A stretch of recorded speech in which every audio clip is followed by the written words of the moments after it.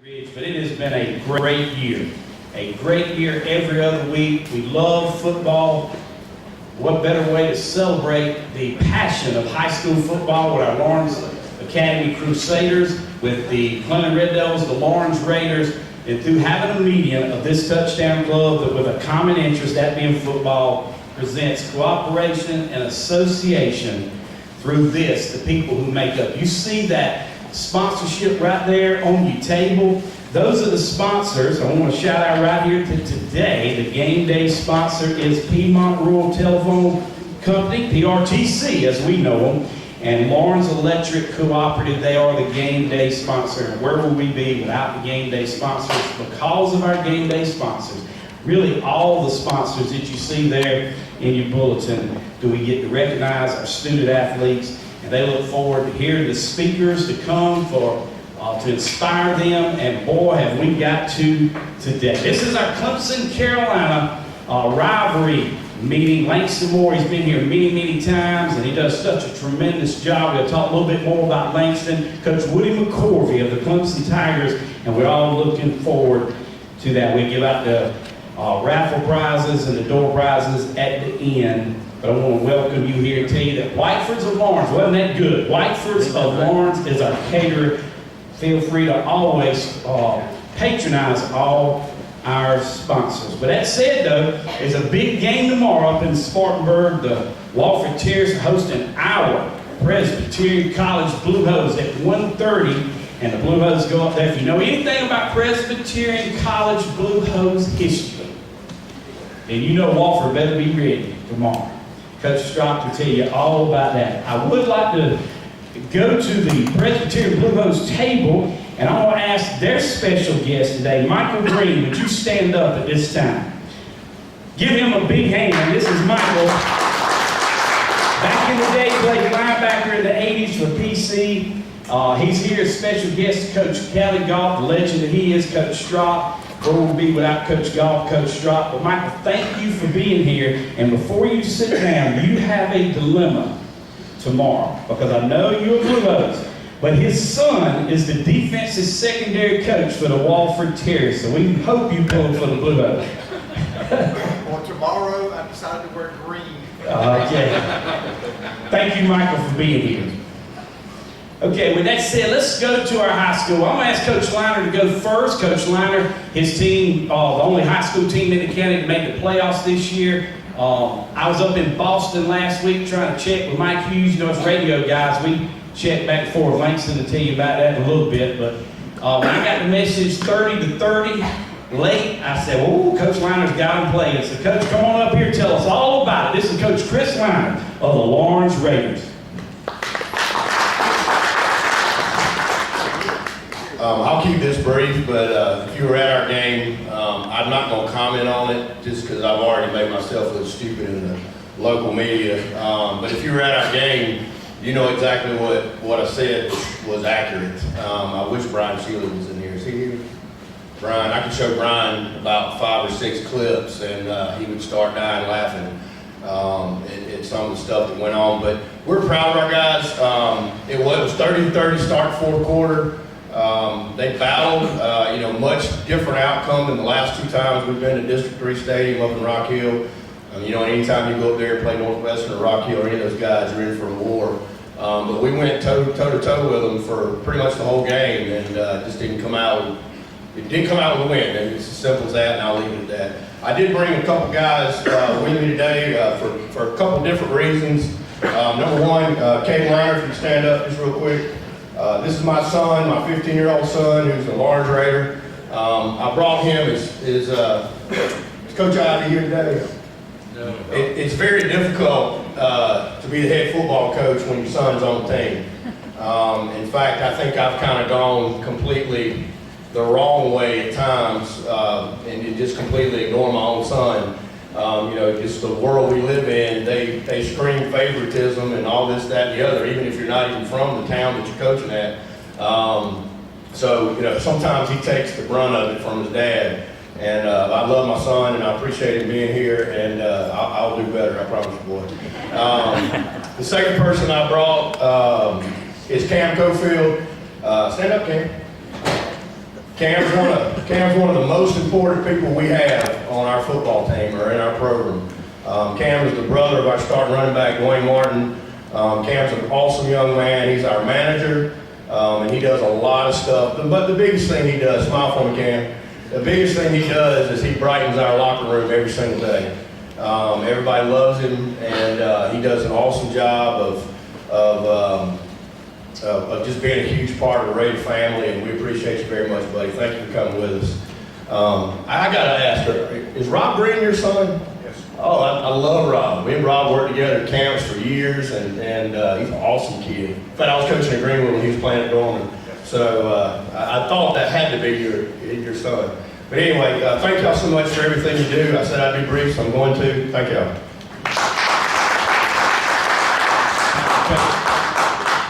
I'm going to ask Coach Andrew Webbs. He comes up now with the Clemson Red Devils. Thank you, Mr. Bud. We've been done, it seems like forever.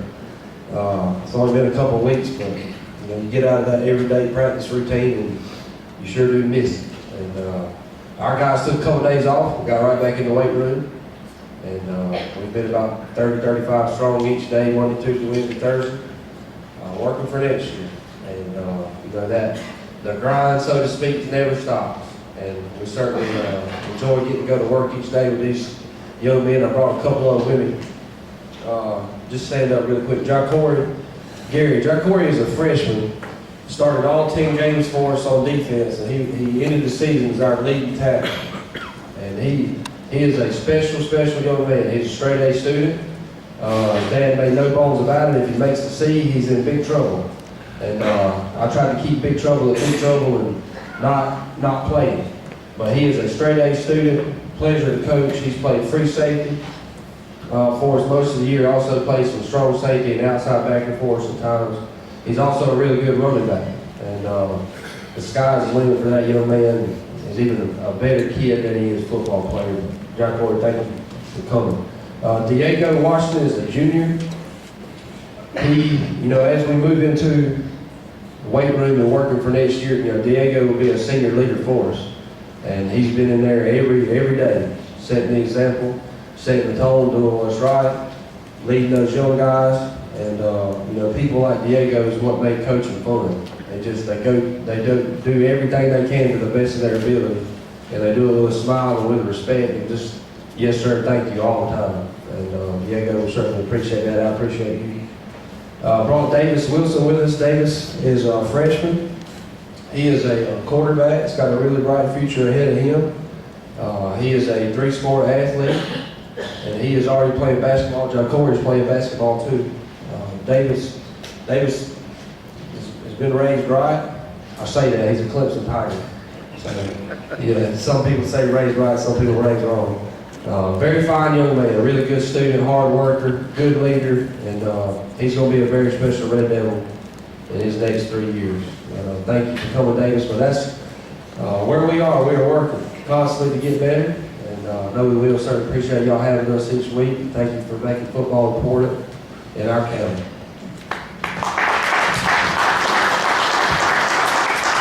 I want to shout out our Crusaders. They couldn't be here. We defeated Newberry. Is that correct? Maybe if you were Raider, if you from Lawrence, you from Clemson, you from Joanna, if you beat Newberry, good job, Lawrence Academy. I know Coach Kirk will be back with us. We'll be at the Touchdown Club at Lawrence Academy. Crusaders, they will be represented on that all-county team. Presbyterian, you go up there, Coach. We're going up there to win tomorrow at 1:30, right? That got right. There you go. I know. So here's what I want to tell you. We all a big family, have some fun, so we don't put no limitations on Coach McCorvey or Langston here. So if you have to go, feel free. If you have to go to the restroom, but they ask how long to go, so we're going to let them close. But their heart, this is the Clemson Carolina meeting. So we all kind of divided on who you bleach to. But the way I want to introduce these guys today, Langston will go first because he's the visiting team next year. Clemson will go first. But Langston Moore, this young man, just like Coach McCorvey, I don't have this. They's having front row seats, premium seats, and upper deck seats, or end zone seats. But both our speakers today for many years have had a front row seat for all things at South Carolina with the Gamecocks and at Clemson. So introducing Langston, he played and came in when Lou Holtz was first becoming the coach there. As you know, he was an outstanding defensive lineman. Went on a great NFL career, 76 tackles there, drafted by the Bengals in 2004. But he makes his living now doing a lot of things, and among one of those things is he's the sideline reporter for the South Carolina Gamecock Radio Network. So trust me, for most radio guys, Mike Hughes will tell you, you got a front row seat. He has, and he sees it from all the perspective, and both from the Clemson angle too, because he grew up in James Island, South Carolina, with the Clemson offense coordinator Tony Elliott, and tremendous friends with Tony. Sure, he's got some Tony Elliott stories. But this man right here, I'm going to tell you what his teammate, Travell Wharton, who we know as the great Carolina Panther lineman, who also was a Gamecock.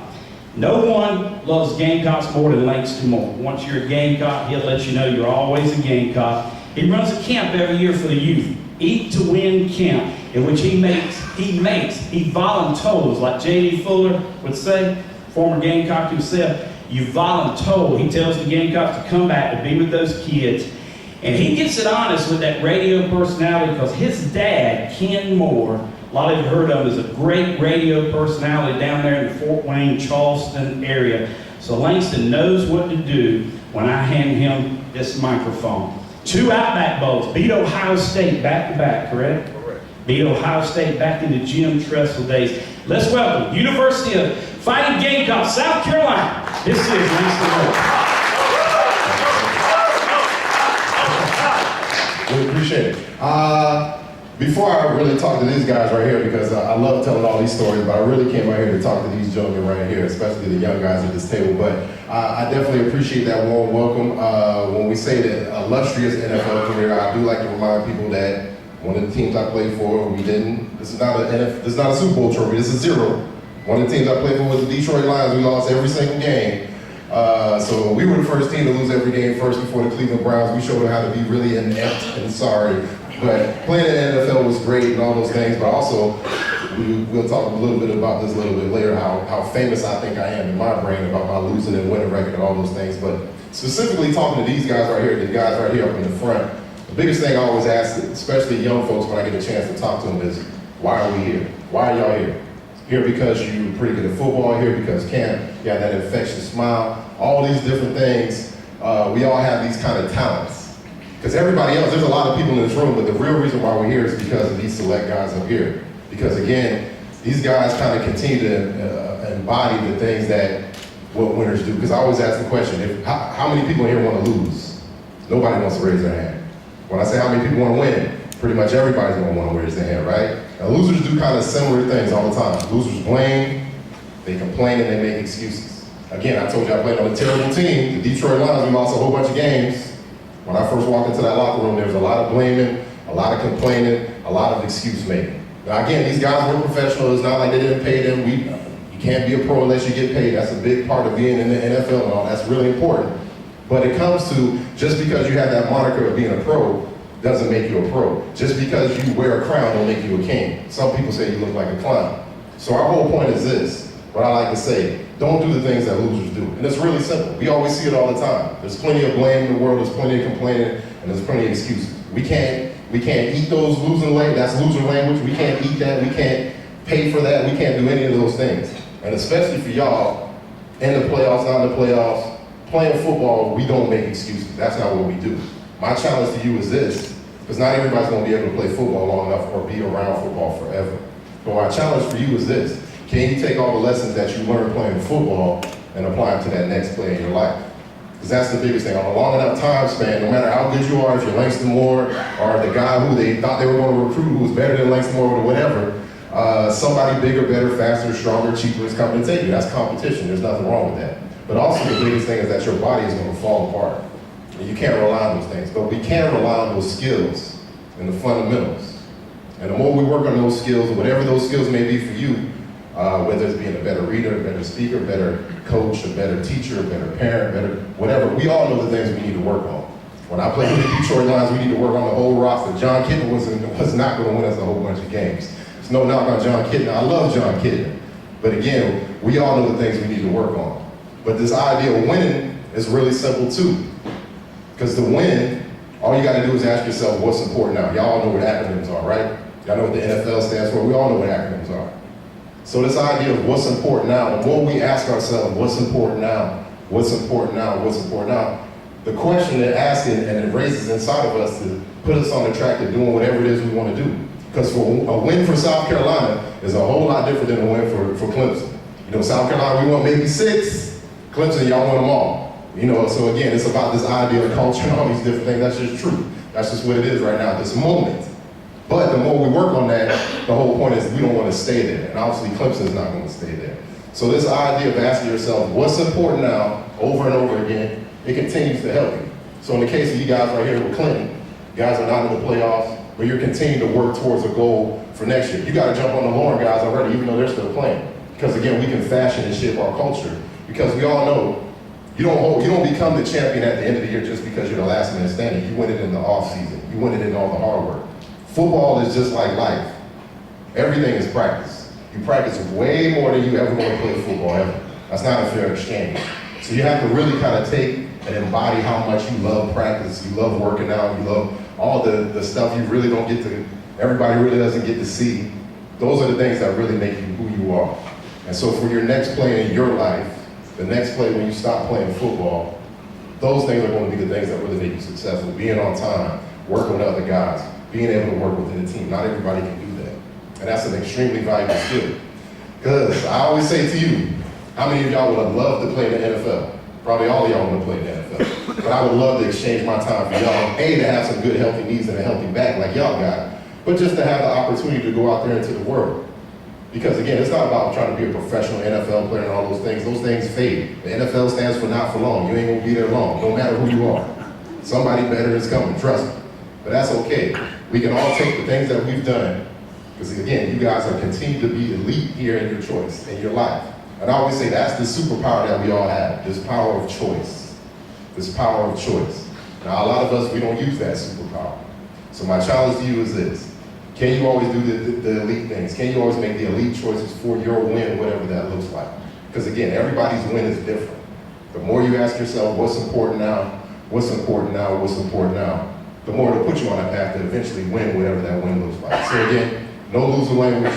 Make sure you guys continue camp. Make sure you guys continue to have that infectious smile, because again, it all matters. Because eventually, you're going to be the guys up here talking to the next group of kids. And this is the thing I love about football. A lot of people talk about football, how it's a dangerous sport, but it's really, really important that it stays within our culture because it teaches so many different ways. I mean, the coach standing up here and making that connection with his son, all of that because of sports. All of these things continue to teach us. And without this in our society, it's going to be really hard to have some of these lessons. So again, when it's your turn, when you're the older guy, not the old guy, the older guy, standing up here, make sure you continue to share your message. Do all the little things that made you get here. Because like I always said, you guys are successful. You're here because you made elite choices. And I always say, the successful man is the average man focused. The successful man is the average man focused. The more you just do the little things a little bit more, then you can make yourself elite. I appreciate y'all time. I got a nice little gift for y'all. One of the things my partner, Preston Thorne, and I, we're both former football guys, of course. We wrote a kid's book, so I definitely want to make sure I give each of you guys a kid's book to go home and give away a couple at your schools. But to everybody else, always selling from the stage if you'd like to. I'll scribble some Clemson bad words in there if you'd like me to. It's all right, y'all win the national championship. But we have books over here for sale always. But make sure you guys continue to strain and do all the little things away from the football field just as much as you do on the football field. I appreciate y'all time, man. Thank you so much.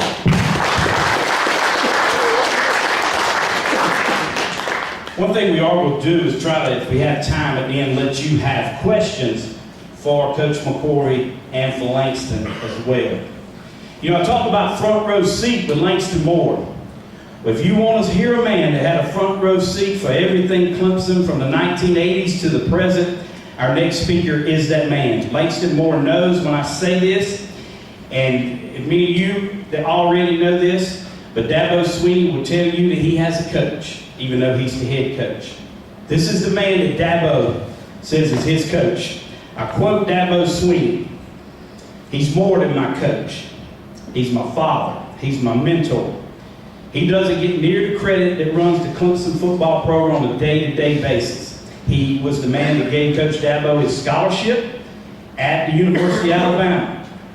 Woody McCorvey has coached for Danny Ford, for Gene Stallings, and now he's with Dabo Sweeney. It's interesting to know that both of them grew up on Highway 31 in the state of Alabama. Coach McCorvey from Atmore and Coach Dabo Sweeney from Pelham, Alabama. I'm not making this up. Coach Sweeney calls him his national security advisor. So this is Coach Woody McCorvey, who his list of accomplishments, you all know it. Please welcome to the podium Clemson's Assistant Athletic Director and coaches, Coach Woody McCorvey.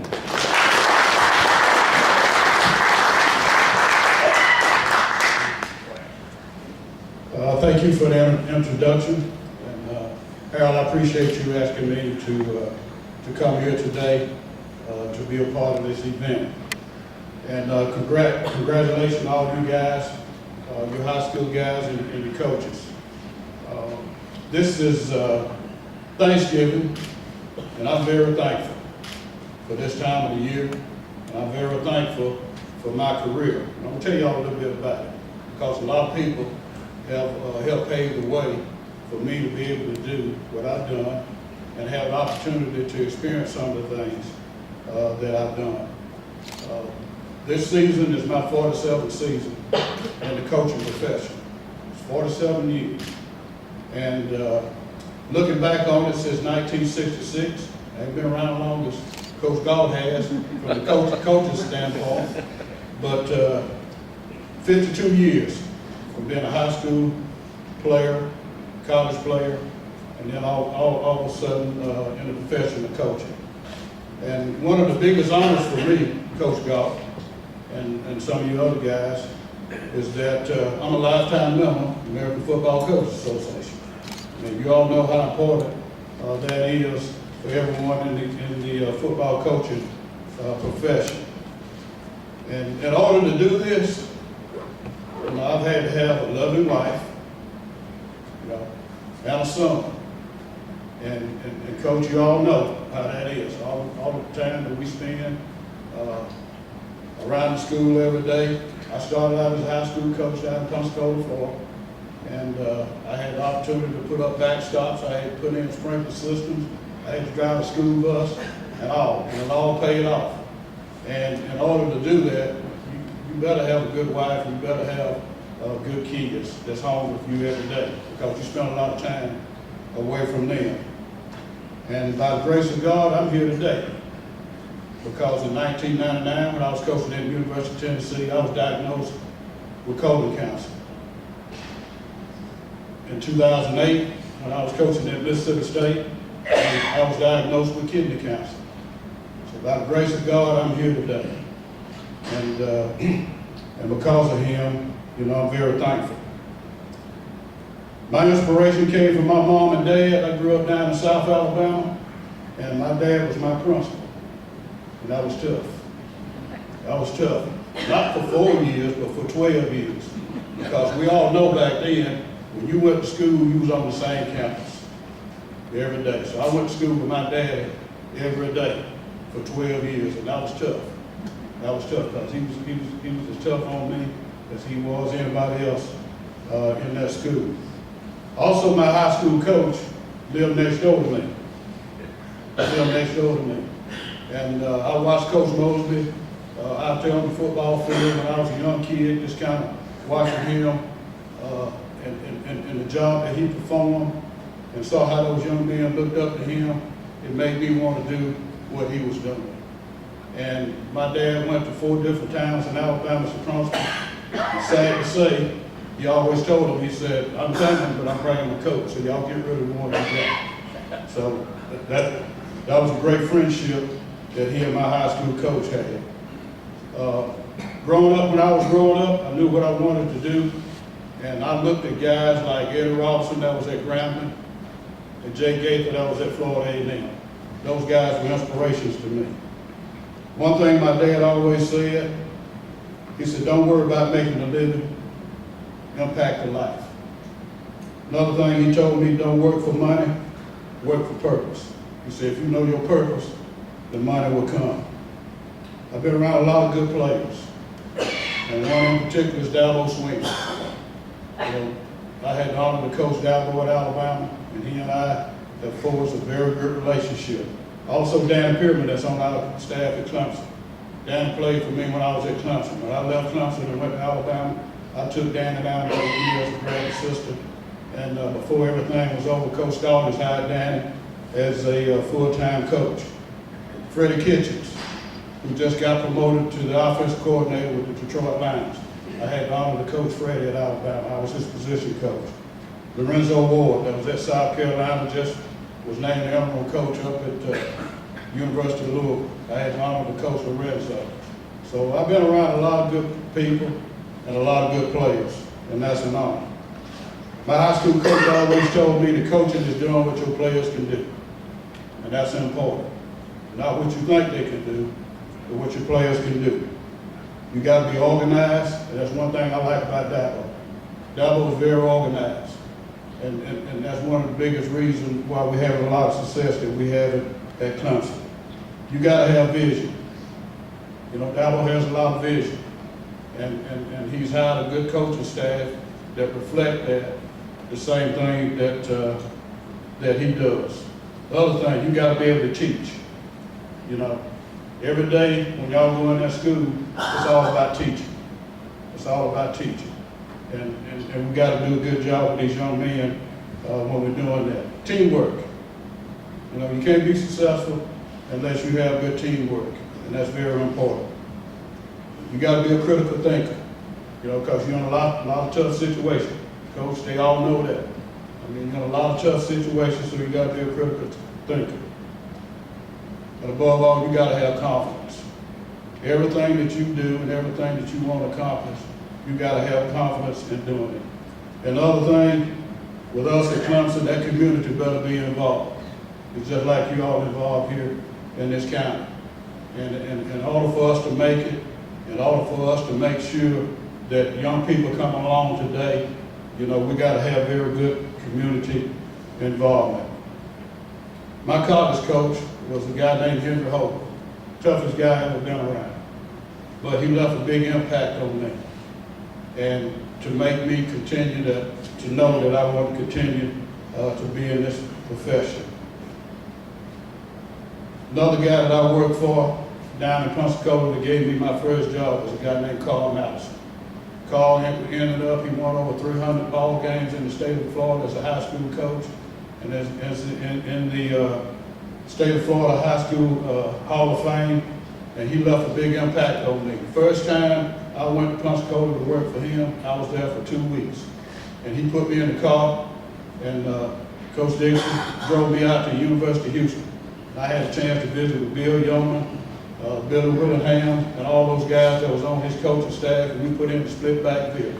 And we came back, and we ran that offense. But he had a big impact on me, and he showed me that no matter what it took, that's what you needed to do if you want to be successful in this coaching profession. Another guy up at North Carolina Central, Ray Green, gave me an opportunity. He gave me an opportunity to be to coach on the collegiate level for the first time. And I went there, I stayed with him 1 year, and then he took a job at Alabama A&M, and I went down there with him and stayed there with him for 4 years. Another guy I'm thankful for is Danny Ford. Danny gave me an opportunity to come to Clemson from Alabama A&M, and he and I have a very good relationship today. I was on his staff for 7 years, and he was the first national championship coach that I had an opportunity to work with. Coach Howard and I were born in the same county in Alabama, and I thank Coach Howard because when I first got to Clemson, he spent a lot of time with me, introducing me to people in that community and around the state. And Coach Howard had a big impact on my life also. Gene Stallings, who we just spent a lot of time with last week, he got a grandson that's on our team. He came up and visited with us for about 3 days last week. And he gave me an opportunity. He was the second national championship coach that I worked for. And he gave me an opportunity while I was at Alabama to end up being an offensive coordinator, and I'm really thankful to Coach for that. Brad Scott. Brad Scott was at South Carolina, and you can work on both sides. A lot of times people at Clemson, they give Carolina a hard time, and I say, look, y'all fired us here one time before. And I said, you know, when you're in coaching, you never know when you got to work. So you don't need to be making enemies. I promise you that. You don't need to be making enemies. But Brad Scott gave me a chance to come to South Carolina after Alabama. And Brad is on our staff now at Clemson, is doing a very good job for us and the job that he's doing. Phil Fulton gave me a chance to go to University of Tennessee out to South Carolina, the third national championship coach that I had an opportunity to work with. Philip now is AD over there, and he and I, you know, we talk monthly. Sylvester Croom is another guy I worked with at Mississippi State. I went there to be a part of his staff. And Sylvester and I had been friends for a long time, and it was good to be a part of history in the SEC with him becoming the first African-American coach in the SEC. Dabo gave me a chance to come back to Clemson. I never knew that I would have opportunity to come back. And it was very pleasing to have a chance to come back and be with someone that I had coached and was instrumental in him getting in the coaching profession. Like I told y'all a little bit earlier, in 2008, I was diagnosed with kidney cancer. I was going to take the year off, didn't really know what I wanted to do in terms of the coaching profession. That's all I had done my whole career, and he gave me a chance to come back. And I told him I was going to take a year off. But he did a great job of recruiting my wife and my son. And so I ended up coming back. First year, it was tough. Being out there practice every day, because I didn't have my group, I wasn't coaching my guys like I normally would, and it was tough. But after that season, I saw where I could help not only the group that I coached, but I could help the whole team and I could help the program. And it's really been good being there, sitting in staff meetings with him every day to see the success that our program is having and knowing that I was part of his foundation. The names in the programs go to show that I've had opportunity to be around a lot of good coaches and players during my career. Our jobs, as always, should be about the player. That's what it's all about. It's about the players. And teaching them integrity of the game and keeping the game of football strong. You know, I appreciate these guys over here, all the years that they put in it, and knowing that a lot of things had to be sacrificed for football to remain strong that it is today. If we can do that, if we can't do that, we're in the wrong profession. We're in the wrong profession. You know, I tell young guys that all the time. If you don't want to teach integrity and do things and do it right, you're in the wrong profession. Because why?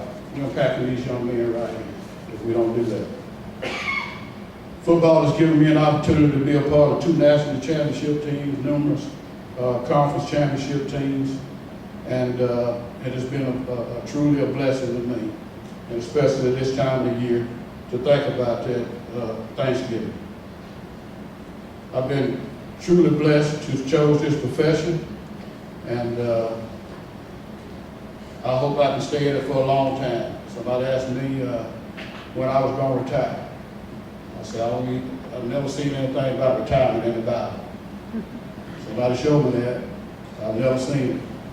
So I'm going to keep going. I'm going to keep going. And another thing, these young guys like this, they keep me going. And the coaches here can attest to that. It's all about them. And I said earlier, coaching is doing what your players can do. And I've always been a listener. And I always like listening at my players. And they had a big impact on some of the decisions that I made. And not everything that they suggested, we ended up doing, but a lot of things they suggested, it made us a lot more successful. I appreciate being here today. I've gone up and down this highway a bunch of times. But the only time I've been through Lawrence is when the road was messed up out here and I had to get off and cut through the road. I have to get off coming back this way back through, headed back to Clemson. But it's good to be here today and see all of you all. And thank you again, Harold. Thank you.